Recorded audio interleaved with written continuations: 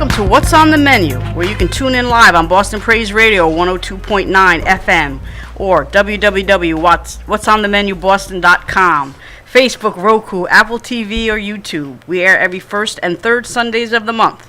This week's conversation, coaching your kids' parents. Damn, it ain't easy. Here are your hosts, Tracy Lithcutt and James Levesque.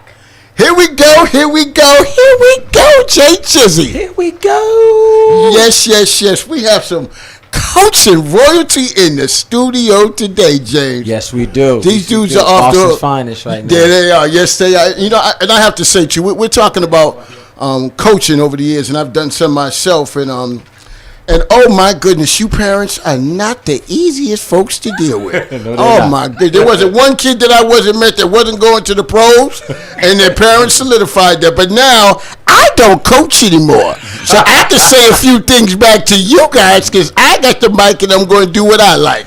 So, but before we get started, let me introduce who we have in the studio today, Jay. So my man, my best friend's in the house. He coaches on a national AAU baseball program, Mr. Thomas Patterson.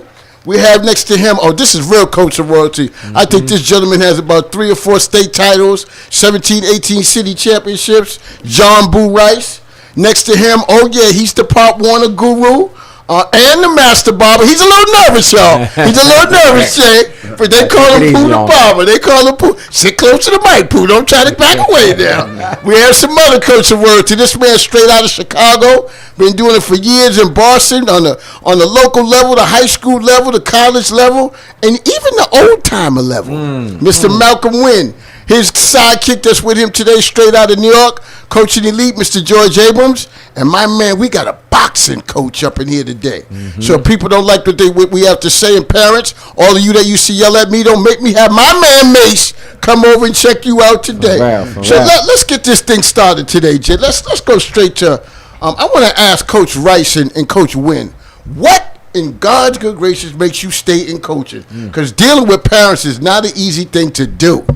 Well, it's a passion. And coaching is teaching. Teaching is coaching. And I would describe myself, what type of coach I am,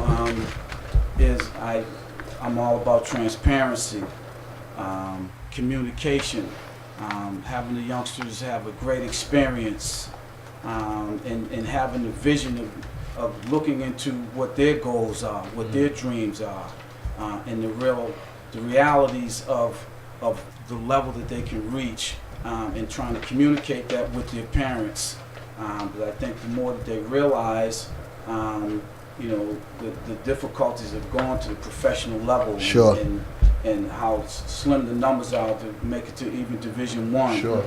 Making those expectations real. Well, Malk, how long you been doing this, so why are you still doing it? 35 years. I'm just a fan of the game, and the game gave me a lot, and I'm just trying to give back. You hear a lot of people talk about giving back, but with me, it's more of paying back. You know, if not for the game of basketball, the mentorship that I receive from older people, through sports, I feel it's my obligation to play it forward. Absolutely. Wow, I like that. So I'm curious, I was a real practice coach, and I ran kids hard. I was very competitive. Coach Patterson and Coach Abrams, what styles of coaching? What do you use in regards to working with young people when you're involved in your coaching? Well, me, myself, I look at myself as a developer, and it's not just for the sport that I'm trying to teach these students. It's more for life. Developing them strong body, strong mind, teaching them more about health, healthy eating. I try to be an example for my students, and I do a lot of the conditioning also and it carries them on all the way through college, because it's things that we haven't been doing as much as we should, and we tend to lose them once they get into levels of higher education, sure. even more competitive sports. Okay, George. I'm the type of coach that believe in teaching more than coaching. Fundamentals. A lot of coaches want to coach, which is fine, but you got to learn the game, and I believe you got to be a teacher. So I make sure I teach fundamentals, and more importantly, working with all at-risk youth, is their attitudes. A lot of times, a lot of coaches do not want to address our young people attitudes because they're great players. They score 30 points, have a terrible attitude, and don't address it. I'm the opposite. I believe in addressing those attitudes first because we know with our own kids, if we don't address it, society does. Absolutely, absolutely. I like that. You know, Mason Pooh, I'm curious. You know, for the job that teachers do in the community, it seems like they're treated it the same way that coaches are. They don't get that respect as community leaders like they should, and folks don't realize what they contribute. Why is that? What is it the parents' interaction that brings down the level of respect that coaches get in the community, or what could it be? Yeah, I think it's just a disconnect sometimes. Like, a lot of people don't come out and show up to the events and really see what goes on behind the scenes and how much work we put into it and what a commitment it is. Like, we take, from me coaching Pop Warner, it's a volunteer job. I have no kids, but I just love going out there, coaching the kids, and hopefully when I see them down the line, you know, they say, Coach Pucci, thank you. You know what I'm saying? But it's just the work we put in behind the scenes that I don't think a lot of the community sees, or, you know, so forth. Absolutely. You know? And you know, it's something too, because like you said, you see the kids, you don't get paid. You just want to thank you. That thank you make you feel so much better. You having a bad day, I done left the house, got into a fight with my girlfriend, she drive me crazy, and then I run into that kid in the street. Thank you, Coach. Okay, I'm not going to go home and argue no more. I'm not going. Well, the community leadership, what do you feel with Mace? How do you feel about it? Well, first of all, I want to say thank you for the opportunity to invite me out to speak. I'm the youngest on the panel, so everybody that I'm looking at right now, I got to thank also, because, you know, I wouldn't be here with the knowledge that they passed down. So I'm definitely one of the guys that is like at the intersection. You know what I mean? I could touch both sides, the good dudes and the bad ones. So I told, you know, the kids that I just recently finished speaking with, that don't look at the title of the person, because the coach, the teacher is a title. They're still a parent. So the respect that you give yours at home should be the same for that parent that is putting you under the wing. Sure. Because they're a parent at the end of the day. That's right. All right, fellas, let's open up the floor and let's get busy here. Now, I see the AAU programs that are going on all over the country, right? I'm going to be honest, I'm not the biggest fan. I see a lot of coaches out there that have no clue in the world what they're doing. I know that I used to love the skill development aspects of coaching. How does that make your job? And the reason why you guys are here, because you're real coaches. I know that the type of job that you do out there with young people, on and off the courts, in the fields, in the ice, and everywhere else, and in the ring. How do we deal with that? How do we deal with this coaching thing, with this AAU craze that's going on, and parents think, well, I ain't worried about this because my kid's playing AAU, even without no grades? Jump in, fellas. Well, I tell you, Tracy, you know, the thing that really gets to me, as Brother George alluded to, you know, it's not so much the teaching of the particular sport. It's the development and the building of the character.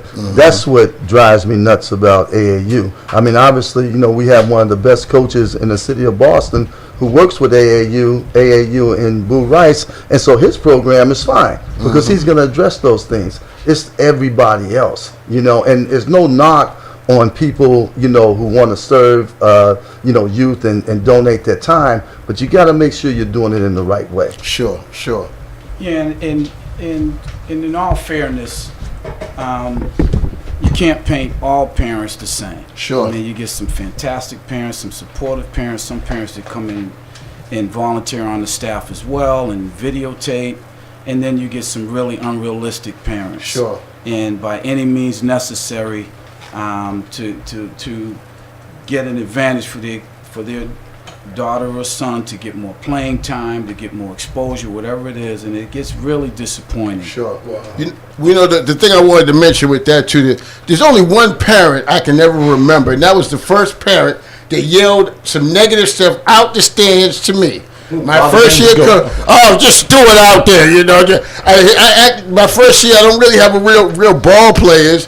We were 0-12. I just wanted one win, just one win. That's all I wanted. And the parent out of nowhere, Coach Tracy, you ain't. Shh. And in case you didn't hear me, I'm gonna say it again. Coach Tracy, you ain't. Shh. Oh my goodness! In the middle of the game. In the middle of the game, and I don't even think we were close to winning, so that even made it worse. But is there any fun when you're coaching and losing? I'm sorry. I coach games, and my feeling was I'm trying to blow you out. We're gonna take some blowouts. It's part of the game. But is there any fun in really losing when you're coaching in sports? Okay, go ahead. Well, actually, I had And be honest. I had an older gentleman. Well, listen. First of all, winning cures a lot of stuff. That's right. If you're winning, you can be a bad coach. Long as you're winning. There's only one thing that makes a good coach, and that's good players. There's only one thing that determines success, and that's the result. However, I had a person tell me years ago, he says, no such thing as a good experience or a bad experience. It's what you take away from it. And I know each and every person in this room, we've learned from our failures, and so we have to communicate that to the parents and to the kids, so they understand that, there's only going to be one winner, in the contest. Sure. Every contest. And there's going to be someone who's not going to win. Yeah, You're not going to use the L word. I want the winner to be me. I went through a season. I didn't like it. Any other coach, is there any fun in losing? And you're just to coach the type of person that you are, your philosophy, your values. So the way I live my life, I never take a loss. Everything in my personal life is a lesson. What did I gain from this? Everything that I experienced, what can I gain from this experience? So that translates into my coaching. Sure. It also translates to the way he played. Let me tell you something. This is one of the most competitive guys I've ever seen in my life. And Who was the gangster on that court? And I'm telling you, guys, leave him alone. Don't get him fired up. Don't pay no attention to him. Don't get him start showing you his heart and beating on his chest. I ignore him. Yeah, I took a lot of losses to Bull back in the day. He was a little older than me, so we used to catch it. One other quick question before we take something from around the country. I don't care what level you're coaching. You're coaching Pop Warner. Kids, the kids. Kids out they want to play varsity. They want to make Division I school, and they want to go to pro. That's everyone's dream. How is it, do you feel a responsibility as a coach, on no matter what level that you're on, to prepare kids for the next levels with that hopes of getting a college scholarship? Because we know in a community and urban life, a lot of kids don't have the financial support in order to do so. Do you guys feel a certain responsibility at the Pop Warner level, at the high school level, to make sure you're preparing kids that have that talent, that have an opportunity to get a scholarship, move forward in that direction? Well, as far as the Pop Warner level, I don't necessarily feel the responsibility to prepare a kid to get a scholarship, but I definitely want to prepare them to get to the next level. So if that's getting them a scholarship to a good high school or whatever that is, let me get them prepared for that. But at the end of the day, I just want them to be prepared to kind of grow into like a productive citizen in the community. We could teach them the sports, the fundamentals, or whatever the case may be. But on the Pop Warner level, we stress grades. We stress respect, and that's at home, in your community, or whatever the case may be, at least in our program. And so if the kid could take that in life, everything's a building block. So they take what they learn from me, from the program, the other coaches, and just move on to that next level, and then pass it off to the high school coaches, and hopefully they do the same thing and really get them ready to get that scholarship. And this is the guy that was nervous. He here smiling. He flowing with his conversation. He doing his thing. He's doing his thing. How about you, Thomas? What do you think? I definitely echo what you just said. And one thing that we stress with our students is that we're going to push you. We're going to try to get you to the next level. We're going to try to prepare you for the next level. But as far as scholarships, when it comes to college, if they get that on their own, that's fine. But the scholarships that we strive for our students are academic scholarships, because they can't be taken away. Sure. One thing that happens with a lot of our kids is that they'll go on scholarship somewhere, things don't work out, and they're not in school anymore. Mm-hmm. So but academic scholarships can't be taken away from them. So it's in their pocket, and it stays in their pocket. One thing I want to say is that Pooh had mentioned respect. One thing and I want you players that are out there playing, trying to learn the game, trying to play the game, learn the word respect. Because one thing that I always had was respect for my coaches and for the person I was playing against. I respect what my coaches told me because I knew they knew more than I did, and they were going to help me become a better ball player. And respect for the other person I'm playing across as well. I was like, ooh, this dude's tough. I better bring my A game to realize that I got to do things better to be able to handle folks like Abu Rice and some of these other people that got skills. You're going to take a few L's against them, but I'm going to learn something I respect and get even better. Jay, what do we have from around the country? All right, we got Miss Regina from Atlanta, and she says, she asked a question: parents who force sports on their child, are they benefiting them, or are we setting them up for failure? What do you guys thought? It's open to the panel, gentlemen. Well, I think it's a benefit if the child is receptive to it. Obviously, I think just in general over the last 30, 40 years, people are playing sports for the wrong reason. Mm-hmm. You play sports to learn how to deal with adversity, to learn how to respect the opponent, the coaches, to learn. Now a lot of folks are going into it thinking it's going to end in a professional career. And also, our panel, the youngsters that we serve are low income. In our community, we don't have the resources, and it's just so deep of the programming we're all under, and that's what we're really fighting against. Because we're teachers, we're coaches. It's the same thing. Parents come in and do with that attitude towards the teachers when they come in the building, even though the youngster has been disrespectful to the teacher. They come at us, the coaches is the same way.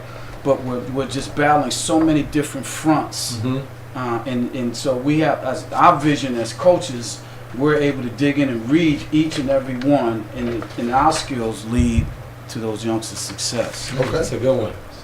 I was going to say, if a child does not love the sport, I would not have the child play the sport, because so many times we can have 9-year-old kids who the parents want them to play sports, but they might be our next cartoonist or our next engineer. And so we got to understand that if they don't love that, we can offer it to them, but we got to cultivate that. So that's a real pushy situation, and I would never force a kid into sports. But do you think as a father, we all play sports, and we might have our son be like, oh, you know what? Yo, he's going to play that ball. And do we just force that upon him? Or, there you go. Or like, hey, you going to play some basketball. Playing some ball. So do we just force that upon them, or do we just wait until they figure themselves out? Like, you know what, I want to play ball. Yeah. My opinion on that is it depends on the situation for one thing. But if you remember when we were growing up, we didn't have all of these distractions. Mm-hmm. So we did video games. We did everything, and we found out what we were good at. Now, our students are a lot of them are sitting around in front of a TV, and they don't know, where they get their stride to go to the next level. Mm-hmm. We did everything, and I think sometimes you have to give some of them a little push. I tell you, I had to pry the video game out of my grandson's hand to get him out to go, give me that thing. We were going to the court because you are playing ball. Next question is, we have Miss Deborah from Boston, Massachusetts, and she says, I'm a single mother who don't really care for sports, but my 11-year-old son loves basketball. He also enjoys science and math. How do I get the most out of him athletically, but also academically? See, I think you have a great combination there. Here's a kid that loves science and math, which you're going to need those things to get into college, and he loves basketball. It's funny, you say to find out the things that we're good at. I was a great baseball player. Make no mistake about it. I love basketball. When that ball went through that hoop, I was like, this is what I want to do, Mm-hmm. And so if you have to have a passion for it, as well. Plus, I couldn't hit the curve, so then my baseball skills became limited. So to piggyback off what Malcolm was just talking about, you didn't know what you was good at, so you got to get out there and try. I've been a baller since I was born. Everybody knows who my father is. Everybody knows my name on the court. So college ball didn't work out the way that I seen fit, and I started boxing. My first fight ever in the boxing ring was 1 minute and 21 seconds of the first round. I never boxed ever in my life. Now, I hope you won that one. Of course. Okay. I just had to check.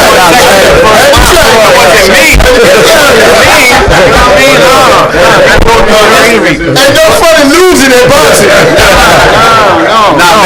Mace gets busy. Mace gets busy in there. You know, one thing that I definitely learned through life, and definitely with boxing, is that if you don't put self-adaptation to things in life, then you're not going to try it. You know what I mean? You're going to be fearful of it. You know what I mean? Of the maybe a negative result that you might see that could be a positive thing, but sometimes this negative can turn into a positive. It all depends on how you view it. Hey, I have to add this real quick. You know, you talked about respect earlier. Mace is someone who always showed me respect. I saw one of his fights. I'm so glad he respected me. But, you know, like y'all said, to piggyback off that again, it starts in the home. And y'all know my background, so, you know, I am who I am every day, 7 days a week. And as for that mother, it's wonderful to see that she's concerned. We are concerned. Our parents, our mothers, our fathers, we do father our children. We do our community. We are strong. Let's take one more, Jay. All right, yeah, we have my man Larry from Maryland. And he asks, goes to Junior, he says, how come a lot of black kids don't play baseball anymore? Yeah, what's going on with that? What's happening with that? That's a good question. We're still trying to figure that one out ourselves. We have a lot of programs where there's young black kids that are playing from 6 to 12. Yeah. They tend to gravitate towards football and basketball because everybody's playing that. You can throw a football with two guys. Mm-hmm. You can play basketball by yourself. So when we were growing up, we would all get together, 15, 20 of us, and go to the baseball field and play. Tracy used to play with us. Until I realized that curveball was going to hit me. I said, I'm out of this, that's it. But go ahead, I'm sorry. Go ahead. No, go ahead. No, because think about this though, right? I don't even think baseball is like advertised as like a dope sport anymore. I think it's more like basketball, football. It's a tough thing. I went to Florida A&M University, and last year they came here to play up north. They brought their team up and they played. I think it was Grambling. Oh yeah, that was a good day. Yeah. And our team was. I think we had maybe 4 African Americans on our team. Wow. So because they can't field the team, and one thing that I stress to a lot of our parents is start looking at historically black colleges, because there's money out there. And the talent is there because I see it in the young kids. So we're working right now to try to pull them on to the next level from little league into high school. Keep that interest up. And I think a lot of it is due to not playing, multiple sports anymore. And just playing one sport. So they like basketball better, and their friends are playing basketball, so that's what they do. They like football better, their friends are playing. Right. And it can be something as simple as one basketball, 10 guys can play with the one basketball. 20 guys, I can come into the gym and run my practice with 20 kids and have one basketball. Right. One football. Baseball is a different thing. Sure. You need much more equipment and so forth, so it could just be that issue. Sure. A couple of quick things, too, before we hear from my national sponsors. I got your point. Yeah, I wanted to go pro, but I got a college scholarship. I realized that guys that were better than me weren't going to the league. So I said to myself, you know what? It is time to just graduate from college. I will get a college degree out of this. And some of the, it's something when I thought about coaching, we lost a lot of young kids to the hustle. Dudes wanted to be out there making money. I see big boys out there, 6'5", 6. Man, why aren't you playing some ball? Gold chains. I got to make that money, dog. And that pulled a lot of our kids into different directions throughout the years. Let's hear from our sponsors. Okay. And can you get through it, the whole thing, without making a mistake, y'all? She always makes a mistake. Let's see if she can do it. Our local sponsors: Urbanica Build and Design, Eddie Jenkins Law, Callaway Graphics, Sweet Embers Bakery, J. Rockwell Studio Sound, Shun's Kitchen, Janie Construction, Leo Papil, George Kramer, and some anonymous donors. Our national spotlight sponsors: Oh, there we go. Valley, Chicago, Illinois, The Shop, Bethlehem, Pennsylvania, Apon Concept Productions in Miami, Florida, and Campaign Industries out of Chicago, Illinois. She still has not done it for you fantasy fans out there. She still has not gotten one through correctly. Let me just ask this. Let's talk about some parents. Let's talk about what the parents do out there when you're out there coaching. What are some of the things you hear from parents in regards to what you do, how you do it, and how your program is being run? That's a good question. Well, I don't think the parents are going to have too much to say in the sport of boxing. I don't think so, boy. That's going to be a little different for you, bro. It is. I mean, with the boxing, I've been doing it since 2004. I mean, I fought a lot of tournaments. I won the Golden Gloves twice, Rocky Marciano 3 times, state silver gloves. But when I got into teaching the youth, because it was asked upon me, not a problem, it was definitely different from basketball and any other sport. I can definitely say that. Maybe because the platform is a little different. You know what I mean? Like it's that one-on-one thing again. You know what I mean? It's not so much they have to put in. It's more time, just watching your kid develop. You know what I mean? With boxing, you know how parents can drop a kid off at practice and leave and ask you how to develop it. In boxing, I forced an issue with parents to not do that. Because I don't want you to come to a fight and thinking, oh, your kid's not being taught the right thing, and him or her end up getting hurt. Now you want to fight the coach, which is like Karate Kid fighting Mr. Miyagi. It's not going to end well. You know what I mean? So they fill out my character, my personality, and see the same way I am outside the ring as the way I am in there. You know what I mean? Well, Pooh, let me ask you too, Pooh, because I've been to Part 1 of football games, and I couldn't believe some of the stuff that the parents were yelling. You know, I didn't raise no punk. Get out there and do this and do. I mean, the stuff that they were yelling at their children from the sidelines was ridiculous. Now, it could have been what they were smoking, and we're going to talk about that next with players. But what are some of the things you've dealt with parents and dealing with their kids? Well, I've dealt with a lot of things, but I'm going to just share a story. My first year coaching Pop Warner, I'm trying to fill it out. I'm trying to learn how to be a coach. And we just took a tough loss. You try Part 1, you have to play all the kids, a certain number of plays. So at the end of the game, a parent is walking next to the fence. He's like, I'm going to see you. I'm going to see you. He won't fight you there. He won't fight the coach. I'm going to see you. You're playing favorites. That's why y'all lost. I didn't really know how to respond, so I talked to my coaches, have the end of game meeting, and I go sit in front of the parents. Right. The parent with his crew, so to speak. So the president at the time intervened, and at the end of the day, it all ended well. Yeah.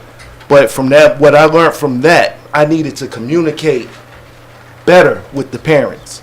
So I invited him to practice, and told him to come watch his kid playing against, where he stood against the other kids at that position, and so on and so forth. And at the end of that practice, he said, I understand why he played the amount of plays he played as opposed to the other kids.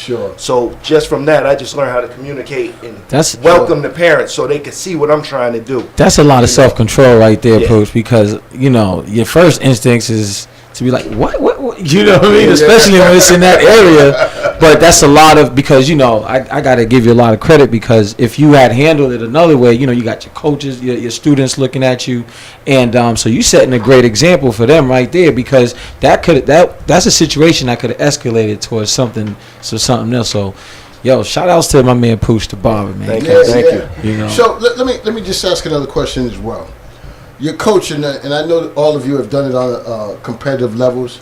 Are you expected to play every player on the high school, college level? I know that in college, I can remember at times people got recruited and they were practice players. Well, I coach high school and AAU. In high school, I try to get everybody to play, but that doesn't always happen. AAU, everybody gets to play when we go off to tournaments. AAU is about exposure.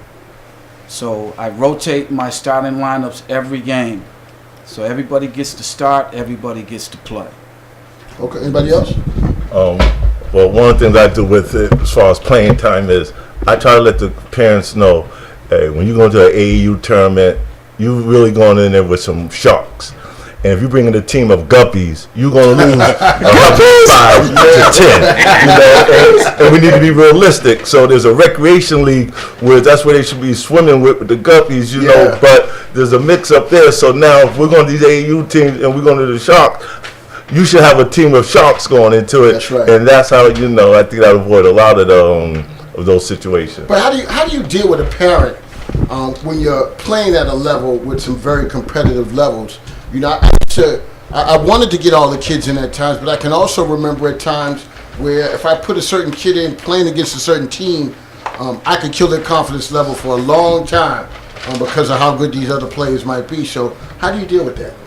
Each coach's vision is different, and that's the difference between each coach. You get access to our minds.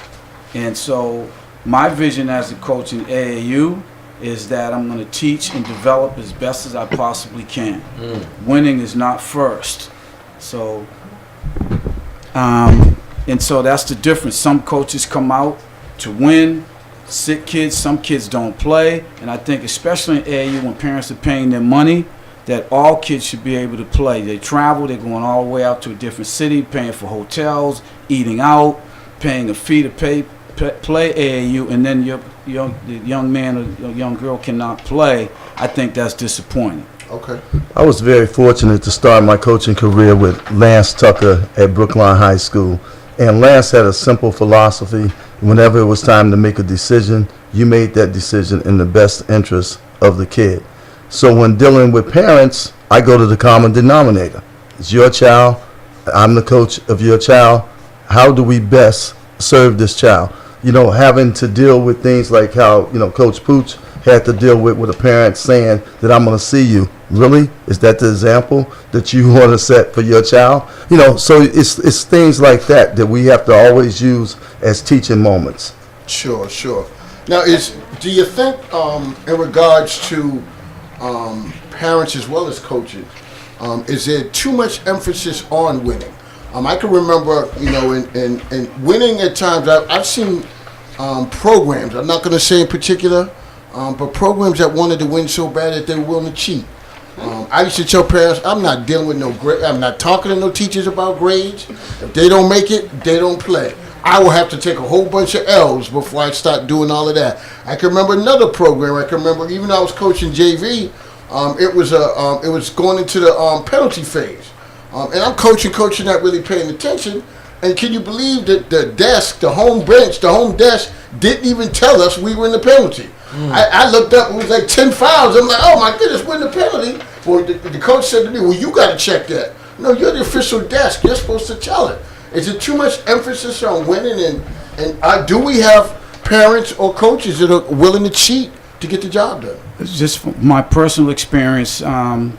Those type of coaches are the ones who weren't very successful in their own career. I find them to be the biggest violators. They couldn't walk into the gym or the boxing ring or the football field on their own metal. So now they get to do that with these youngsters, and they just take it way over the top. Those are the ones that I think are the biggest violators. Anybody else? I agree with that. Well, I have a positive example. I'm going to try to flip the script, a little bit. But maybe it's a function of being in the game so long. I'm at New England College, and I have 8 players that are sons of my friends. Oh, goodness. So that is still friends. Yeah, we're still friends. Hey, listen, and right now, well, it helps, but this is the common denominator. It helps that the players are good. Yeah. Okay. I mean, I had Calvin Cheek Jr., who led the nation as a freshman in steals. Oh, wow. He comes in, turns our whole program around. We didn't make the playoffs last year. Not only did we make the playoffs, we win the conference and go to the NCAAs. Wow. He's recruiting other players, who are friends. I mean, Boston is a small community. A lot of talent here. Sure. Not compared to a New York, Chicago, or Philly, but it's a lot of talent here. Okay. What we got from around the country, Jay? Who else is calling? All right, so we got my man Carlos from New York City. And he wants to know, what are you guys' thoughts on LeVar Ball? What do you guys think of him? Too much. Too much. He's doing too much. I think he had a plan for his kids, Yeah. and it's kind of succeeding, Mm-hmm. and it will succeed. I mean, he got one kid to the NBA. That alone, he has his company or whatever. But some of his antics is just too much, I believe, Right. for me. How many parents have you had like that? Oh, Well, I never had a Lorenzo Ball. Let me just say that. Lonzo. Well, I just say that I never publicly go out and put down a brother. Like people just come, I'm at work. People say, I hate LeBron James. I'm never going to do that. Right. And just say that I hate somebody, I don't like someone. I try not to speak like that No, about absolutely. anybody. Well, I love Tom Brady. I just want to mention that. I have to mention that. I love Tom Brady. I'm going to mention that. Okay. All right, we got next. That was positive, right? All right. Next question. We have this person asks. We have what's her name? Just Laura, and she asks, is there such a thing as black people's sport? Is there such a thing as a black people's sport? So I'm thinking like maybe like basketball, that's considered black people's sport, or football. I mean, we have fast twitch muscle fiber. The majority of us are from West Africa. And East Africans have slow muscle twitch fiber, so they can run long distances. So the sports here in America were geared for sprinting, basketball, jumping, football. So those are our sports.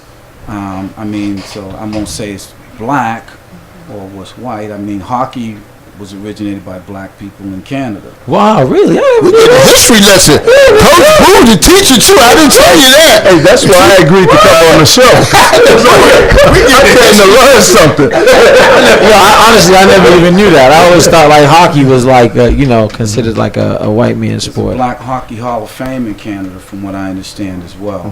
Wow, I didn't know that. All right, we have okay, we You gotta have look out, Tracy. Your job's in jeopardy. I'm telling you. we have Miss Jasmine from Connecticut, and she asks, I think my son is getting cheated in his playing time. He is a freshman running back on his high school team. All the parents tell me my son is the best player on his football team, but the kid that plays in front of him is the son's coach.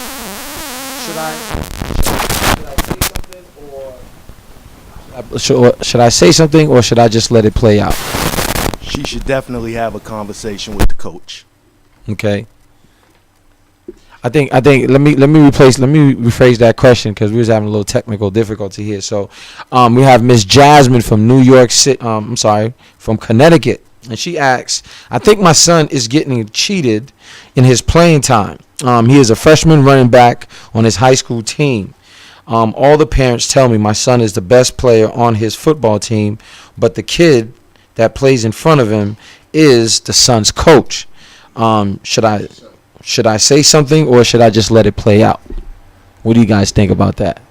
Yeah, she should definitely approach the coach and have a conversation with him. But at the end of the day, she should just make sure her son continues to work hard and do his job because he is part of the team. Mm-hmm. And as a freshman, he's going to get his time to shine. You know what I mean? If he's that player, coaches are going to see it and they're going to want to have him out there on the field. But she should have a conversation with the coach just to find out what's going on with him. Like we were saying, it's about communication. Right. So the coach shouldn't have a problem talking to her. I've seen that over the years too, a type of favoritism that occurs at times. A good friend of mine, I remember this vividly, that he passed away, a good friend, Paul Lewis, rest in peace. I can remember him going to Boston University when they had a football program. He comes in as a freshman. There was a junior running back in front of him that was the all-time lead in rusher for BU at that time. Paul came in as a freshman, took his spot, and then became the all-time lead in rusher and got drafted by the Patriots. But it's when talent's out there, I've seen coaches do that. It's very difficult not to play talent. And I'd like to believe that the reason why they didn't play, maybe there was some other factors, attitude and behavior, that may be keeping that young man off the field or off the court. Well, to piggyback on that, Paul put the work in. I worked at BU, and Paul, 5'7", maybe 5'8", he was bench pressing 385 pounds. Absolutely. I mean, he got in the weight room. He used it as a motivation, to go back, to the parent who other people are saying her son should be playing.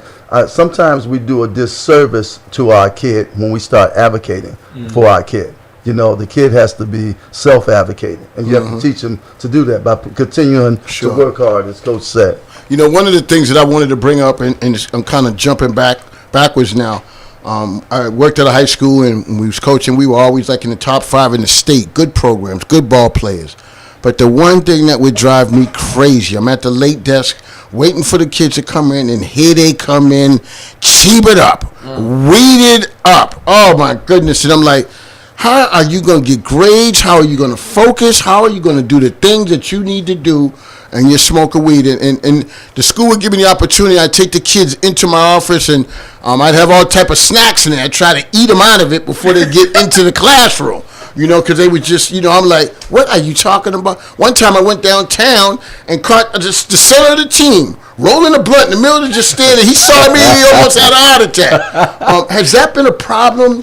And you know what, too? I've gone to Pop Warner games and seen parents in the stands smoking weed and having a good old time during the games. Has that been a problem with parents and students in your coaching? Well, just speaking on behalf of you, Tracy, you might be accessory after the fact if you're giving them stuff to eat after they smoke. You might be encouraging, so you have to be careful with that. We can go with the food they're waiting for us. So stop that, all right? I will say, because that's something that we have to deal with at the NCAA level. When you make the tournament, any player can be randomly drug tested. And marijuana's legal in a lot of places, and you're talking about kids that are above legal age to smoke marijuana. Sure. But it's not sanctioned by the NCAA. And it's very, very hard, especially at the Division III level, where a kid is either going, he's paying money to attend, or he's getting some financial or academic scholarship to where he can't be like the regular student. And in all fairness, we're all men of color here, these coaches and the student athletes that we coach of color. Very small number with kids involved in gangs, kids involved in drugs, kids smoking marijuana. You may run across one a season, maybe a couple, sometimes, but not much. It's rare. I just think things are floated out there. And it's just not what it is. Yeah. I mean, when you really look at the real numbers, it's not that much. Sure. And so it just depends on each of us individually, our own experiences, how we can reach the youngster as far as the marijuana issue. I actually think schools in the suburbs students in the suburbs is actually doing way harder drugs than kids in the city is actually doing. They really, they doing like the hardcore stuff. So, I'm not saying that it's good to be smoking weed, but I don't think it's that bad in the city. And that small percentage you talking about, bro, all of them must have been on my team then. At 1%. Because you had the stacks. Every year, it was like 5 or 6 of them. Like, what is going on? Tracy got the stacks. And then I walk right up on you. You coming to school, I run right up on you. Why you standing? Why you still? We're back up, But let me ask you a question too, because I want to give all fairness to coaches on both sides of the fence here. Coaching girls. My question is there a difference in coaching boys and coaching girls? The one difference that just caught me off guard, and I didn't think about it, if you hear, you better play. So this one game we had, all my girls' cycles must have been at the same time, because they all said, I can't play, I have my friend. I'm like, you go to play, and your friend go play with you, okay? Ain't gonna be none of that sitting on the sideline. But did you guys experience, if you've had the opportunity to coach boys, girls, and I had some girls that D1 players, DD, Jazz. I mean, these girls are the New Mission World Ballers. I mean, a little prima donnas at time, but because I wasn't one of those coaches that gonna come pick you up 5 minutes before the game, I'm very sick. We're gonna have to lose today because I'm not doing that. You get here, but is there a difference in dealing with boys and then dealing with girls in programs? Well, when I coached girls, one of the things I had to learn was to lower my voice. because I was screaming and yelling, and they were crying, tears flying every which way, and I'm like, oh man, I can't handle this, should I leave? But then eventually I realized that they were easier to coach than the boys because they was a whole lot more coachable, and I had to use my different approach by lowering my voice. But they want the same coaching as boys, and we shouldn't treat them any different because of their gender, and I think that they should be treated the same way. But you just gotta, like, every situation different for the boys. You gotta know the same thing with the girls. Now, Boo, I know that you've had some number of championships with girls, and I know Malcolm, your daughters played, and they played at a high level. Let me hear from you guys. Well, I've coached girls basketball for about 25 consecutive years, and I got into it because of the lack of support for the sisters and the whole underdog thing about the girls. So. And I had to be comfortable in my own skin back then because I got teased and so forth as well. But they're just like the guys. I mean, they work just as hard, and they have visions. They understand there's no NBA money for them, so I make sure that's understood. That my best players have not been my most successful players in life. That the ones that in life were not my best players who did really well with their life moving forward. Sure. So that's been my experience with it. I tell you, just like both John and George have said, like the girls are a lot more receptive to teaching and coaching. When you get a guy player, he pretty much think he's on your level, so he's gonna show you. You're telling him one thing, he's gonna know, but look, coach, watch this. With the young ladies, it was much more easier, to get across like the finer points. And thanks for giving a shout out to my daughter. Alana and Dollar. That's right. Yes, right. I didn't know they had got good, and I remember we came in to play them one time. I was like, okay, we might have a chance. I was like, oh my goodness, them girls are good. Well, we got blown out by about 40. As a parent, to see your daughter start as a freshman, at an NCAA level, and to go 110 and 11. Oh man, over that's a 4-year crazy. period. Yeah, I throw that out. Yeah. And Thomas, the base program, you guys single-handedly brought baseball back into Boston when they talked about boys, and now I hear you doing things about softball for girls, which is phenomenal. I'm definitely biased about girls programming. Like Boo said, and Malcolm said, the money just does not go into the girls. It drove me crazy when we used to I had girls that were playing D1 level and had freshman referees that they were training. I'm like, there's no respect here for these young ladies. What are you doing for the girls with softball? Well, we actually have softball and baseball for girls. Oh, really? Yes, and everything the panel was saying, I 100% agree with. One thing that you have to always remember is they absorb everything that like a sponge.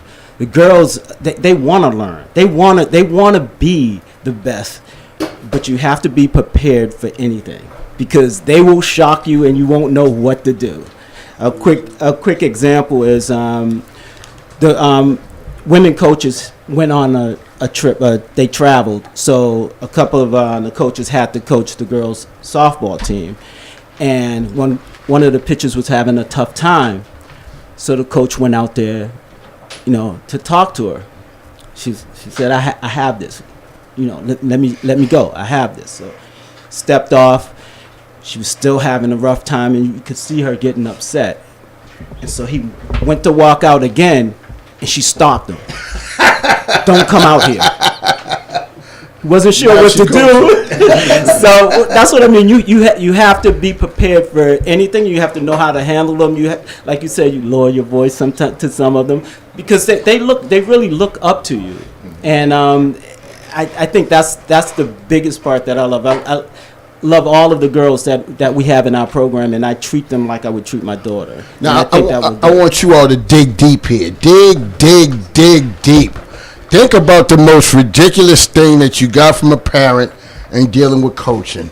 Something from the sideline. Something that, I used to tell the parents, your child comes to school every day, goes to school, does X, Y, and Z, but that means nothing if you don't take this child home and help them study.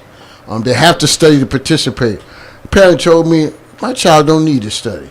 my child's going to the NBA, and that's all. Well, how you going to get to college? Which he never made it to college, so I don't know. Is there another league around college before you make it to the pros? But what's the most ridiculous thing that you've dealt with in regards to dealing with a parent? Anybody want to go first? Well, just this July, And what are your rules for parents, too, as well? well, it didn't happen to me this July, but a coach in my organization, one of her parents came to the game with a stopwatch and approached her after the game and showed her how much time that her daughter had played. And I mean, I laughed the entire night. How much time the mother had the stopwatch and said, "This is how much time I think her daughter played, like 4 minutes," and she's like, "This Now, is that's crazy. unbelievable." She had a stopwatch. That's crazy. That's one Anyone else? I wonder if they do that in the classroom as well. Yeah, you know? How many questions is your child answering, you know? Does he read out loud? The toughest thing that happens actually a lot in baseball is you'll have students that are not starters on their high school team, and parents are trying to take them to get drafted, take them to DR or, to get drafted. Wow. Really? Yes. So that Wow. that's a tough thing to deal with, because some of them are really good students, and you just talking them through process of keeping them here. Sure. Why should they keep them here? I think that's one of our biggest. Anyone else before you guys give closing statements? I'm going to go ahead, George.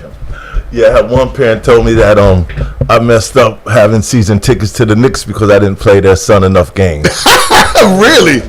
Oh, Yes, my goodness. that's If what I somebody said. got an extra couple of seconds, maybe. But, the two incidents I can think of for myself, just parents yelling from the stands. I was telling folks before, one of our ball players looked like Wesley Snipes. And his name was Acosta. He went to end up going to Penn State, good ball player. And one of the parents, he shot a lot because he scored a lot. One of the parents yelled out, "Tell Nino Brown to pass the ball." I was like, oh, goodness. Oh, Nino Brown, one of the characters Wesley Snipes played. And the second one was, we're playing Boston College, very reputable boys' school. A lot of white kids attend this school. A lot of parents participate, and it was one of those games. All the black parents on one side, all the white parents on another side. Everything fun. It's good competitive sports. For some reason, it was a timeout. You could have heard a pin drop, and all of a sudden, you heard one of the parents yell out, "Don't let those white do that to y'all." Wow. I turned around, looked, I laughed for a little bit, and I said, "You got to go. You're out of here." Can't tolerate that stuff from parents, and I've had so many ignorant situations with parents, and I just want to say to parents, not all your children are God's gift to the world in sports, They all have their calling to do certain things. Sometimes when you go to the college level, they're going to be what they call practice players. Not everybody plays at certain levels, and I'm sorry to say that. There is a league for you, but once you get to the high school level and kids have an opportunity to go to college and do other things, it's not everyone's going to play. So if you want your child to be one of those folks that gets more time, put in the work. Put in the work after school, put in the work during the summers, and connect them with good coaches like the fellas I have on the panel. I'm going to start with you, Thomas. 30 seconds, give us a closing statement. I just want to close by saying thank you to all of the coaches here. It warms my heart that we have brothers in the system that are taking care of our kids. So I just want to shout out and say thank you. Thank you, black man. Absolutely. Thank you as well. Thank you for having me. Excellent panel as well. And we do more. We're more positive. Our kids are more positive. We do look after our children. We lead. We coach. And let's keep the youngsters' dream going as long as we can. Keep it going, bring them as far as they can go with it. How many state championships you have, Boo? 3 and 18 city championships. That's why you know nothing about that losing thing. Huh? Yeah. Losing's all right as long as you don't know nothing about it. How you gonna talk about how losing is? Pooh. All right, first of all, I want to thank you, Trace. I want to thank you, coaches. This has been a wonderful experience. It's worth the time I'm missing at the shop. You know what I'm saying? But to the parents, I just want to say, it's not about y'all. It's about the kids. Let the coaches do their job and develop them, and you just sit back and you support them and let them have fun and grow with it. In other words, Pooch is saying, parents, shut your mouth and let us do our job that we are not getting paid to do. Shut it up. I want to say thank you to the panel, Tracy and James. James, this kind of makes up a little bit for you not coming to play for me at Curry College. Probably still have that job. I want to give a special shout out, to Mace. It's very warming, to see, someone who's young and who's committed to helping the youth, and doing it the right way. I want to thank everybody here. Again, we have to go back to the rules for parents. So Coach Rice has some rules for parents. It only got 2 likes. So it must have been some very good rules. Absolutely. 2 likes. George? That's right. The National Youth for Sports Alliance did a study that 75% of youths drop out of organized sports by the age of 13. Wow. And the number one reason is because we take it too seriously and they're not having fun. So I just want all the parents to understand that. Wow. Good point. Mace? Yeah, I want to say thank you again to, for the invitation to come, the panel. I enjoyed you. I definitely just soaked up a lot of history like that sponge I was talking about. I didn't know that hockey was started by, black people. I didn't know that. Thank you for that. I wanted to hear from our producers, but we have a visitor in the studio. Come on over here. Don't be scared now. You came in, sat in the chair, say a few words about sports. Come on, hurry up. We only got a few seconds here. Come on. What's your name? My name is Monique. That's my daughter's name. Go ahead, Monique. I'm a parent to a 15-year-old, basically his son. So I just want to basically just say thank you for you guys being a coach, being there, and being positive to African Americans. And what Monique is really saying, she wants her son to go pro, make her a bunch of money, so she ain't got to pay nothing. So you keep working out. You get a bunch of coaches. You can get some footwork from Boo. You get the jab from Mace. You get your hands working with Thomas, that bat speed. That's right. You get it all working. I want to thank you all for being here. You all mean so much to our community. I love you, black men. Continue to keep out there and stay positive. What we got, Jay? Hey, let me leave you guys off with a little quote. Understanding is deeper than information. There are many people that know you, but there's a few who understand you. Keep knocking, keep rocking, folks. In the meantime, I holla. Thanks, y'all. All right. Before y'all leave, let's get a picture right out here, all right? This was a